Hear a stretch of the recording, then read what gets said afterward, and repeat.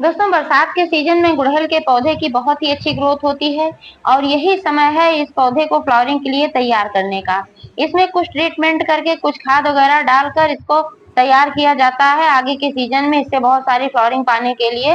लेकिन दोस्तों, अगर अभी भी आपका पौधा ग्रोथ नहीं कर पा रहा है, आपका पौधा ऐसे ही पीला पड़ा हुआ है या उसकी पत्तियां वगैरह झड़ रही हैं, तो आपके पौधे में है पोषक तत्वों की कमी। और इन पोषक तत्वों की कमी को दूर करने के लिए आज मैं एक ऐसा फर्टिलाइजर बताऊंगी जो कि डालते ही आपका पौधा हरा भरा हो जाएगा और बहुत ही तेजी से ग्रोथ करेगा और फिर बाद में बहुत सारी फ्लावरिंग भी करेगा। तो प्लीज वीडियो पर अंत तक बने रहें, बिना स्किप किए पूरा जाने, ताकि आपको सारी जानकारी मिल सके। और अगर पसंद आए तो ज्यादा से ज्यादा लाइक करें, शेयर करें और चैनल को अभी तक सब्सक्राइब नहीं किया है तो प्लीज चैनल को भी सब्सक्राइब करके बेल आइकन को प्रेस कर दें ताकि सारे अपडेट्स आपको मिलते रहें। नमस्कार दोस्तों, एक बार फिर से मेरे YouTube channel love with nature में आप सभी दोस्तों का बहुत बहुत स्वागत है। दोस्तों, जैसा मैंने बताया कि बरसात के सीजन में गुड़हल के पौधे की बहुत ही अच्छी ग्रोथ होती है, तो यह सचमुच में बहुत ही अच्छी ग्रोथ होती है इस सीजन में। और इस सीजन में सबसे पहली बात तो यह है कि इसकी प्रूनिंग करना बहुत ही आवश्यक होता है। आप देख पा रहे हैं कि मैंने अपने पौधे की कटाई छटाई कर दिया था 1 हफ्ता पहले। इसमें अभी भी फ्लावरिंग हो रही थी, फ्लावरिंग इसमें बंद नहीं हुई थी। वैसे प्रूनिंग तभी किया जाता है जब इसमें फ्लावरिंग बंद हो जाए। लेकिन दोस्तों, जब कभी भी फ्लावरिंग ना बंद हो, जब इसमें पोषक तत्वों की कमी नहीं होती है, तो एक साथ फ्लावरिंग करता ही रहता है। इसमें भी फ्लावरिंग हो रही थी, पहले की अपेक्षा थोड़ी कम हुई थी, लेकिन फिर भी इसमें फ्लावरिंग हो रही थी। फूल इसमें खिलते रहते थे, 10-5 फूल रोज खिलते थे। लेकिन इसकी प्रूनिंग करना बहुत आवश्यक इसलिए था कि जो पुरानी ब्रांचेज होती हैं फिर उनमें धीरे धीरे फ्लावरिंग होना बंद हो जाता है, उनकी ग्रोथ भी नहीं हो पाती है। और जब हम प्रूनिंग करते हैं तो फिर इसमें नई नई ब्रांचेज होती हैं। आप देख पा रहे हैं जहां जहां से मैंने इसको कट करके हटाया हुआ है, जहां जहां से मैंने इसकी कटाई छटाई किया हुआ है, वहां वहां से कितने सुंदर सुंदर नए शूट्स निकल कर आए हैं।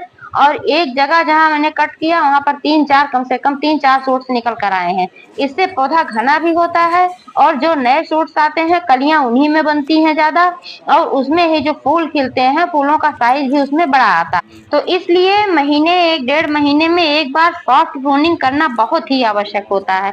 आप देख पा रहे हैं मैंने एक भी ब्रांच नहीं छोड़ा हुआ है जिसकी मैंने प्रूनिंग ना की हो। इसीलिए इसमें अभी थोड़े दिन से फ्लावरिंग बंद हुई है, 10-5 दिन से, क्योंकि पुरानी ब्रांचेज जो थी मैंने कट करके हटा दी। अब नई ब्रांचेज जो तैयार हो रही हैं इन्हीं में कलियां बनेंगी और फिर इसमें फूल फूल खिलेंगे। पौधे को स्वस्थ रखने के लिए, ढेर सारी फ्लावरिंग पाने के लिए इसकी प्रूनिंग करना बहुत ही आवश्यक होता है। साल में 1 से 2 बार इसकी हार्ड प्रूनिंग करना बहुत आवश्यक होता है। बसंत ऋतु में इसकी हार्ड प्रूनिंग करना बहुत ही अच्छा होता है क्योंकि उस समय भी पौधों की ग्रोथ बहुत ही तेजी से होती है। लेकिन अगर आपने उस समय नहीं किया है या उस समय किया भी है फिर भी आपका पौधा ग्रोथ नहीं कर पा रहा, आपका पौधा खराब हुआ है, तो फिर आपको इस सीजन में भी हार्ड प्रूनिंग करने की आवश्यकता होगी, क्योंकि इस समय में भी ग्रोथ बहुत ही अच्छी होती है पौधों की। इस समय अगर आप हार्ड प्रूनिंग करेंगे तो आपके पौधे में बहुत ही अच्छी नई नई शाखाएं निकल कर आएंगी और बहुत सारा पौधा आपका घना हो जाएगा, फिर आपका पौधा स्वस्थ हो जाएगा। हार्ड प्रूनिंग करने के लिए आपको क्या करना होता है कि जो मेन मेन इसकी ब्रांचेज होती हैं, नीचे से आप देख पा रहे हैं 3-4 ब्रांचेज मेन मेन जो होती हैं, इन्हीं को छोड़कर पूरा कट करके हटा देना होता है। क्योंकि इसमें जो पुरानी ब्रांचेज होती हैं जिनकी ग्रोथ नहीं होती है, वे अगर इसमें पड़ी रहती हैं तो फिर पौधा ऐसे ही पड़ा रहता है, ग्रोथ नहीं हो पाता, बाद में फिर पौधा खराब हो जाता है। लेकिन अगर आप इसकी छटाई कटाई कर देते हैं तो फिर इसमें नए नए शूट्स निकलते हैं और फिर इसमें बहुत सारी ब्रांचेज निकलती हैं, पौधा घना भी हो जाता है, पौधा हरा भरा भी दिखता है, पौधा स्वस्थ दिखता है। आप देख पा रहे हैं हमारे गुड़हल के पौधे की जो पत्तियां हैं कितनी चमकदार हैं और कितनी ग्रीन है, कितना मेरा पौधा हेल्दी और कितना ग्रीन दिख रहा है। इसका यही कारण है कि मैं समय समय पर इस पर खाद वगैरह डालती हूँ और इसका ध्यान रखती हूँ कि पानी वगैरह कितना डालना है और धूप वगैरह का भी ध्यान रखती हूँ। और सबसे जरूरी बात जो मैं करती हूँ कि इसकी समय समय पर मैं प्रूनिंग करती रहती हूँ।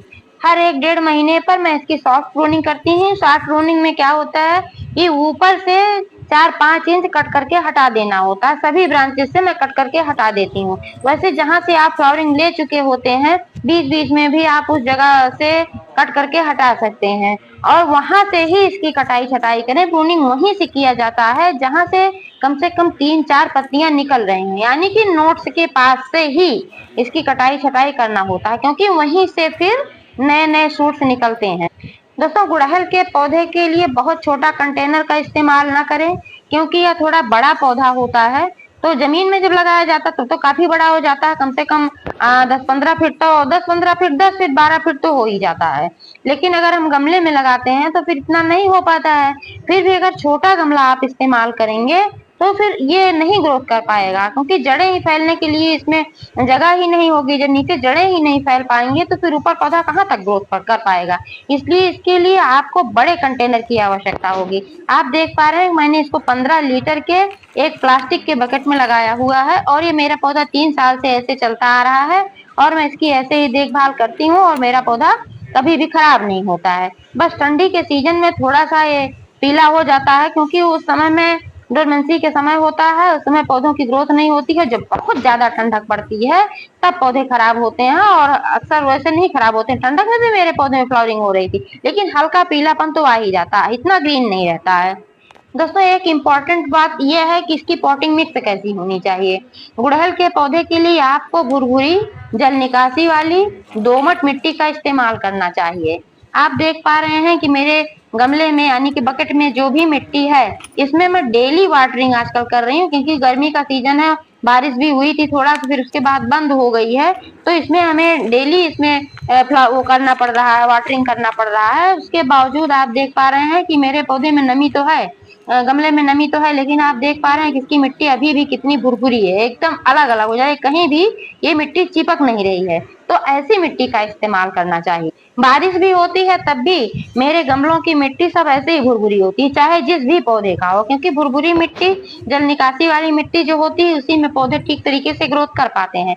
जब जल निकासी वाली मिट्टी नहीं होती है, चिकनी मिट्टी होती है, तो उसमें क्या होता है कि ऑक्सीजन जड़ों तक नहीं पहुंच पाता है, और पानी जो होता है वो जल भराव हो जाता है। तो इस तरीके से पौधे खराब हो जाते हैं। जब जड़ों तक ऑक्सीजन नहीं पहुंचेगा तो पौधा कहाँ से जिंदा रह पाएगा। ऑक्सीजन तो इंसानों के लिए भी आवश्यक है, पौधों के लिए भी आवश्यक है, जानवरों के लिए भी आवश्यक है, सभी जीव जंतु के लिए ऑक्सीजन बहुत ही आवश्यक है। इसलिए दोस्तों गुड़हल लगाते समय इसमें 50% गार्डन सॉइल लेना है, और इसमें मिलाना है 20% मोटी वाली रेत, क्योंकि जब आप रेत मिला देते हैं तो उसके जो मोटे कण होते हैं मिट्टी के घनत्व को कम कर देते हैं। इससे यह मिट्टी भुरभुरी हो जाती है, और इसमें जो पानी वगैरह पड़ता है तो फिर इसमें जमा नहीं होता है। और जो गमला आप इस्तेमाल करते हैं, चाहे बकेट में ही, मैंने बकेट में लगाया हुआ है, जिसमें मैंने 3-4 छेद कर रखा है नीचे। तो अगर आप छेद इसमें नहीं करेंगे, जिसे आप ड्रेनेज होल कहते हैं, तो उससे जो है पानी निकल जाता है जो एक्स्ट्रा होता है। अगर ड्रेनेज होल नहीं होगा तो पानी जाकर जड़ों तक पहुंचेगा, और फिर जड़ें सड़ेंगी, आपका पौधा फिर खराब हो जाएगा। इसलिए ड्रेनेज होल का होना बहुत आवश्यक होता है, और मिट्टी जल निकासी वाली होना आवश्यक होता है। इसमें 20% आपने रेत मिलाया, और 30% इसमें गोबर की सड़ी हुई खाद मिलाना ना भूलें, क्योंकि इसको मिलाने से ही पौधा ठीक तरीके से चलता है। गुड़हल के लिए गोबर की खाद बहुत ही परफेक्ट खाद होती है, क्योंकि इसमें सभी पोषक तत्व पाए जाते हैं जो हमारे पेड़ पौधों के लिए आवश्यक होते हैं। अगर आप उसमें गोबर की सड़ी हुई खाद नहीं मिलाते हैं, वो नहीं पाते हैं, तो आप कोई भी कंपोस्ट खाद इसमें मिला सकते हैं। वर्मी कंपोस्ट खाद मिला दें, वो भी बहुत ही अच्छा होता है। आप किचन वेस्ट से जो के बनाते हैं खाद, वो भी बहुत अच्छा होता है। मैंने बनाया हुआ है, क्योंकि मैं अक्सर बनाती हूँ, मैं छिलकों को फेंकती नहीं हूँ इधर उधर, मैं इनसे अपना घर में कंपोस्ट खाद बना लेती हूँ, बहुत ही बढ़िया बनता है। आप जो देख पा रहे हैं मैंने इसको किचन के छिलकों से ही बनाया हुआ, आलू के छिलके, प्याज के छिलके, टमाटर वगैरह, केले के छिलके हैं, ऐसे ही तमाम छिलके होते हैं, इसमें बहुत सारे पोषक तत्व पाए जाते हैं, और इन्हीं से मैं ये कंपोस्ट खाद तैयार कर लेती हूँ, और फिर तैयार करके रख लेती हूँ। अभी मैंने इसको तैयार करके रखा हुआ है, और फिर दूसरा मैंने कंटेनर में डाल दिया है बनने के लिए, वो भी 1 महीने में बन जाएगा, क्योंकि जल्दी बनाने के लिए उसको जल्दी जल्दी 24 घंटे में एक बार चलाना होता है, और उसमें मॉइस्चर हमेशा बना होना होता है। उसमें पानी का छिड़काव करते रहें तो आपका कंपोस्ट खाद जल्दी तैयार हो जाता है, नहीं तो फिर 3-3 4-4 महीने लग जाते हैं कंपोस्ट खाद तैयार होने में। खैर, ये तो कंपोस्ट खाद की बात हो गई। बात कर लेते हैं कि गुड़हल के पौधे में पानी कब डालना चाहिए। दोस्तों गुड़हल का पौधा हो या कोई भी पौधा हो, पानी आप शाम के समय ही डालें, और अगर सुबह डालते हैं तो दिन निकलने से पहले डालें। धूप में पानी कतई न डालें, दिन में आप कतई इसमें पानी न डालें, शाम के ही समय इसमें पानी डालें तो ज्यादा बेहतर होगा। अगर ज्यादा आवश्यक हो, मिट्टी ज्यादा ड्राई हो रही हो, तो आप दोनों टाइम इसमें वाटरिंग कर सकते हैं, लेकिन सुबह सूर्य निकलने के पहले शाम को शाम के समय करना चाहिए। इधर गर्मी का महीना चल रहा है तो मैं तो अपने पौधे पर शावरिंग कर देती हूँ। इससे क्या होता है कि जो भी डस्ट वगैरह होते हैं वो भी धुल जाते हैं, और कोई इंसेक्ट वगैरह कीड़े वगैरह भी आए रहते हैं तो भी धुल जाते हैं, फिर इस पे लगने नहीं पाते हैं। इससे मिली बग से भी रक्षा होती है, क्योंकि जब रोज के रोज इस पे शावरिंग करते रहेंगे आप, पौधे की धुलाई होती रहेगी, तो फिर इसमें मिली बग वगैरह नहीं आ पाएंगे। जैसे ही थोड़ा बहुत लगेंगे फिर आप शावरिंग कर देंगे, वो बह जाएंगे। इसके बावजूद अगर आपके गुड़हल के पौधे पर किसी प्रकार के कीड़ों का अटैक हो जाता है तो इसके लिए नीम ऑयल बहुत ही अच्छा कीटनाशक का काम करता है।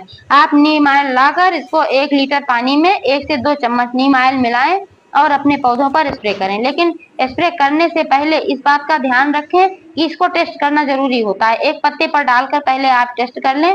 अगर इसके पत्ते पर किसी प्रकार का कोई वो नहीं होता है, जैसे पीला ना पड़े, मुरझाए ना, तो समझ लीजिए कि मिक्सचर सही है। अगर पीला पड़ने लगे पत्ता या मुरझाने लगे, 1 घंटे तक देखना होता, ज्यादा नहीं देखना होता, तो जान लीजिए कि मिक्सचर गलत है, इसमें तेल की मात्रा ज्यादा है, नीम ऑयल की मात्रा ज्यादा है। तो इसमें आप थोड़ा सा पानी और मिला लीजिए और डाइल्यूट कर लीजिए।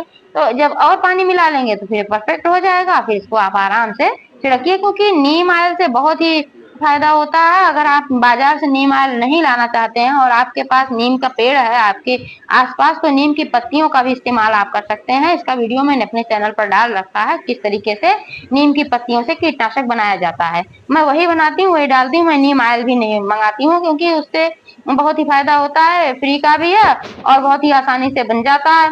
तो मैं वही अपना इस्तेमाल करती हूँ।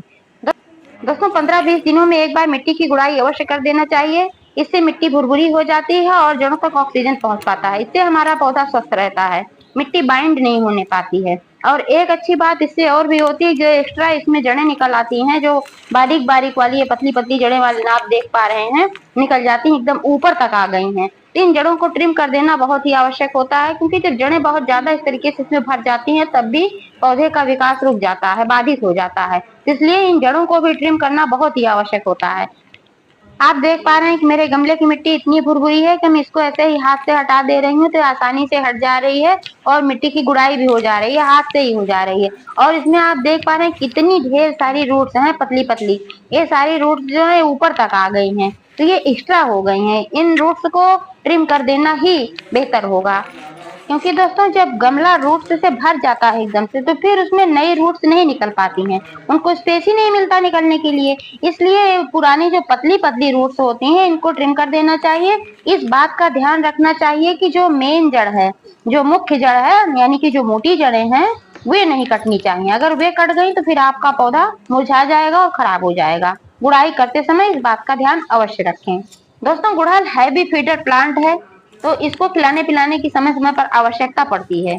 1 महीने में इसमें एक बार गोबर की खाद या वर्मी कंपोस्ट या कोई भी कंपोस्ट खाद अवश्य डालें। इससे आपका पौधा सही चलेगा और इसकी ग्रोथ अच्छे से होगी। क्योंकि दोस्तों जब आपका पौधा ग्रोथ कर रहा होता है, जब उसमें फ्लावरिंग हो रही होती है, तब उसको खाने की आवश्यकता ज्यादा होती है, क्योंकि सारे पोषक तत्व उसमें जाते रहते हैं ग्रोथ में और फ्लावरिंग में। तो फिर मिट्टी के पोषक तत्व कम हो जाते हैं, इसी वजह से फिर मिट्टी में और पोषक तत्व उसमें मिलाने पड़ते हैं। इसलिए इसमें समय समय पर खाद की आवश्यकता होती है, खाद डालना चाहिए। आज मैं इसमें डालने वाली हूँ कंपोस्ट खाद, जो मैंने अपने किचन के कचरे से बनाया हुआ है। यह बहुत ही परफेक्ट होती है, इसमें बहुत सारे पोषक तत्व होते हैं जो किसके लिए आवश्यक होते हैं। इसमें calcium, potassium, magnesium, zinc, iron, copper, ये सब चीजें मौजूद हैं। क्योंकि प्याज के छिलके में सब चीजें मौजूद होती हैं, और ये आलू के छिलके इसमें भी होते हैं, टमाटर वगैरह और पालक वगैरह के डंठल वगैरह सब इसमें है। तो ये बहुत ही परफेक्ट है, मैं यही डालती हूँ। मिट्टी की गुड़ाई करके फिर इसमें अब मैं थोड़ा सा डाल रही हूँ ऐसे, फिर उसके बाद इसमें थोड़ा सा मैं पानी डालूंगी, क्योंकि पानी डालना बहुत ही आवश्यक होता है। जब पानी डालते हैं तो फिर इसमें जो खाद डाली गई रहती है वो इसमें घुलकर फिर पौधे की जड़ों तक पहुंचती है और जड़ें अपना ऑब्जर्व कर लेती हैं।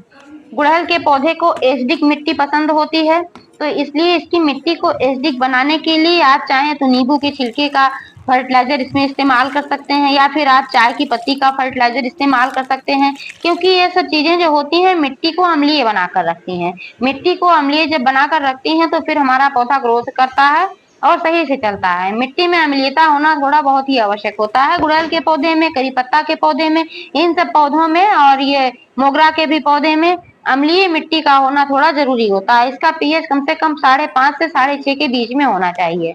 दोस्तों, बरसात के सीजन में फंगस वगैरह लगने का डर बहुत ज्यादा रहता है, इसलिए अगर आपके गुड़हल के पौधे में नहीं भी लगा है, तब भी आप 10 से 15 दिन में आप नीम आयल का या फिर नीम की पत्तियों से बना हुआ कीटनाशक छिड़क सकते हैं इस पर। इससे आपका पौधा सुरक्षित रहेगा, इस पर कीड़े नहीं लगेंगे। दोस्तों, पीछे जब बहुत धूप हो रही थी, बहुत गर्मी पड़ रही थी, तो उस समय पौधे डायरेक्ट सनलाइट में रखने से झुलस रहे थे। इसलिए मैं बताती थी कि अपने पौधों को डायरेक्ट सनलाइट में ना रख के सेमी शैडो में रखें तो ज्यादा बेहतर होगा।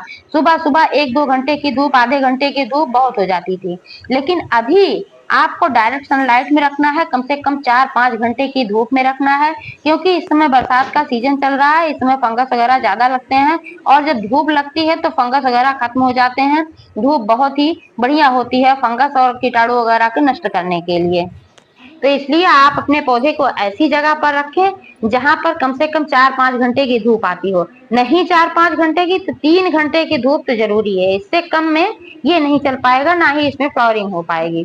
तो दोस्तों, जानकारी कैसी लगी कमेंट करके अवश्य बताइएगा। पूरा वीडियो देखने के लिए आपको बहुत बहुत धन्यवाद।